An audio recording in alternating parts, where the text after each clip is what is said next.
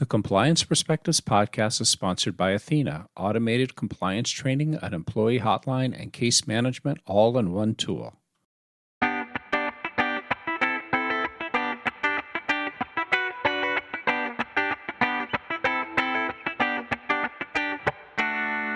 Welcome to the Compliance Perspectives podcast. I'm Adam Turtletop from the Society of Corporate Compliance and Ethics and Healthcare Compliance Association. Joining us today from Indianapolis is Colin May. Colin is an adjunct professor at Stevenson University, and today we're going to be talking about using scenarios and case studies in compliance training. Colin, thanks so much for joining us.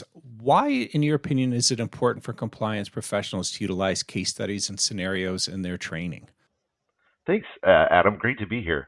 I think, training is one of those things that we see over and over again. It's a big part of the DOJ compliance program evaluations. Most prosecutors want to know that there's a compliance training plan, that it's comprehensive and really effective. Right? That's the bottom line. The sentencing guidelines talk about it. So training is such a big part of that. Now, they don't go into much detail, so we have to kind of look at adult learning theory and some of the education research to be able to figure out what goes into that. And so when we talk about case studies and scenario development, we're really talking about what they call a type of problem-based learning. And the research over decades has shown that this is very effective for things like knowledge transfer, knowledge retention, and really importantly for us as compliance professionals, that application piece, right? Can people actually do what we're asking them to do? So, whether you're talking about case studies or scenarios, right? These are things that engage our critical thinking. They're not just, boring PowerPoint presentations. They actually engage people. And it's all about analysis, right? And using those skills of problem solving to bring things together. So that's why I think it's so important that as compliance professionals, we really leverage these in our compliance program. I'm totally sold on that. And I think it goes back to the fact that people really relate to storytelling. Now, is there a difference between case studies and scenarios? What are the implications, if there are, for compliance training based on what they are and aren't? Yeah, and you raise a really good point. So the whole point of these is the storytelling aspect of it, because we as human beings live through narrative, and the research shows that. So let's talk about scenarios. So scenarios, on one hand, I think of like a Law and Order episode, right? The cases are drawn from reality, but they're fictionalized. The details have been made up. The characters are composites. Case studies, on the other hand, are like your Dateline episodes, right? These are real people, real facts, real consequences, and there's really no deviation from what actually occurred, right? So you go through the timeline, you go through what happened. And so, on one hand, you have kind of this hypothetical situation that in the scenario that really forces people to think about the questions. They think that they're supposed to apply their knowledge, the skills, the framework, the tool, whatever standard we as compliance professionals are talking about.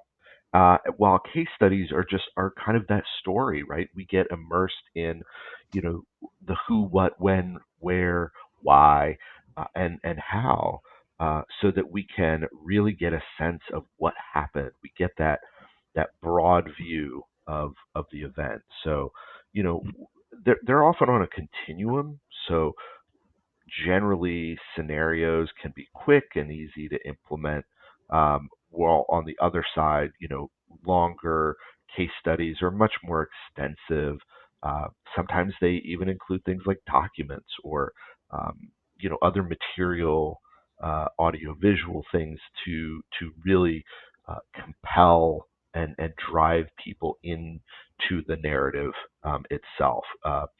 So scenarios can be kind of condensed. They typically focus on like one or two issues, whereas case studies are much more holistic and running. Thanks. I really appreciate you making that distinction. Now, when creating a case study, one's based on something that happened at the company always have the most impact. But obviously, for a variety of reasons, you may not want to name names or divulge all the specifics. How much liberty can and should you take in creating the case study? Or is it better to be, absolutely true to what happened, or at least as true as possible?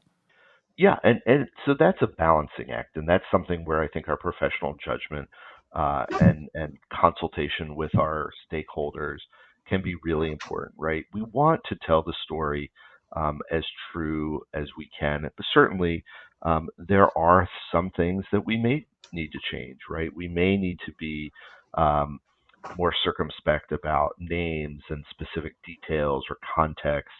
Um, but one of the things that I always get to is this question of like, why are we doing this, right? What is the intended learning outcome of this scenario or case study, right?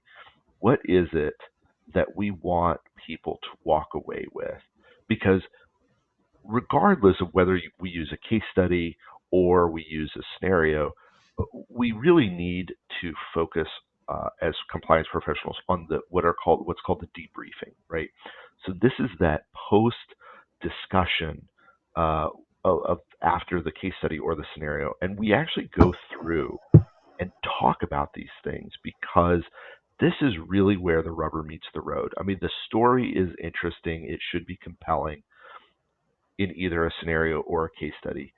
But at the end of the day, if we don't go that next step and do the debriefing, then we've missed a critical opportunity to reinforce our compliance uh, knowledge, our compliance plan. You know, what are the expectations of our staff or our other stakeholders? So, you know, again, regardless of what the specifics or the level of detail you go, it really has to be thought about in terms of what is it that we're trying to get folks to come away with. Actually, that last point you made about having the end goal in mind is something that's good for both thinking about training, but also pretty much everything that you do is think about what is it that the outcome that you want from it. Now, when it comes to case studies, do they have an expiration date? I mean, after a certain point of time, do they no longer seem relevant? If so, how do you know when that is? Yeah, that's a great question. So I believe they absolutely do.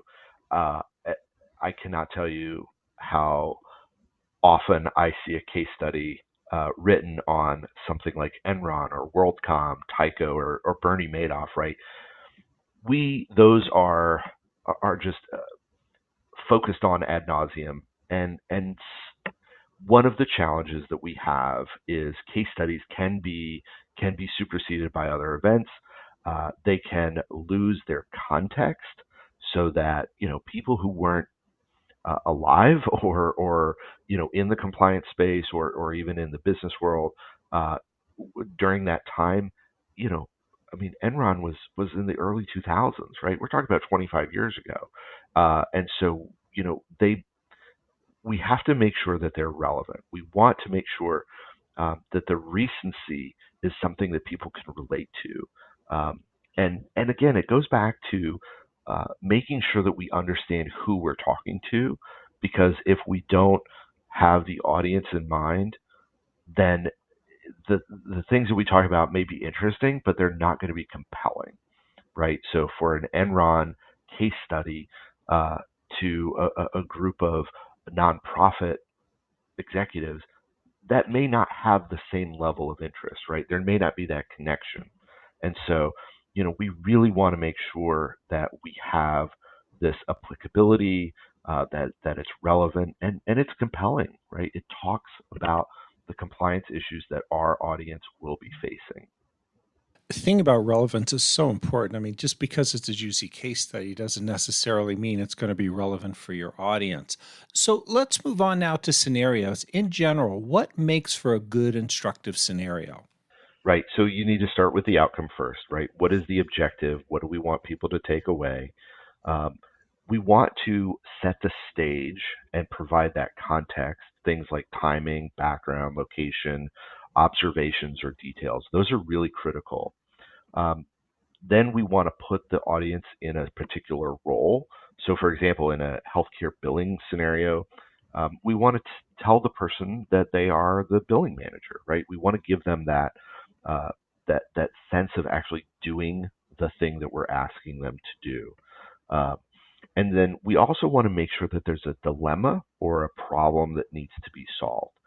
And here we have to think about the details and the specifics that need to go into the scenario.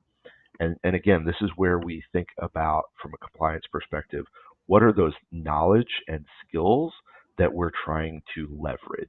And so being able to put that all together, plus the reflection and debriefing, tying in the broader compliance concepts, the training, organizational values, those are all really, really good. And again, we can do this in large groups, small groups, online training. So they're very versatile, and it's just a matter of getting that logistics and thinking through um, the scenario framework, which if anybody's interested, I'm happy to provide that I've developed. Hit me up on LinkedIn, and we can get that to you.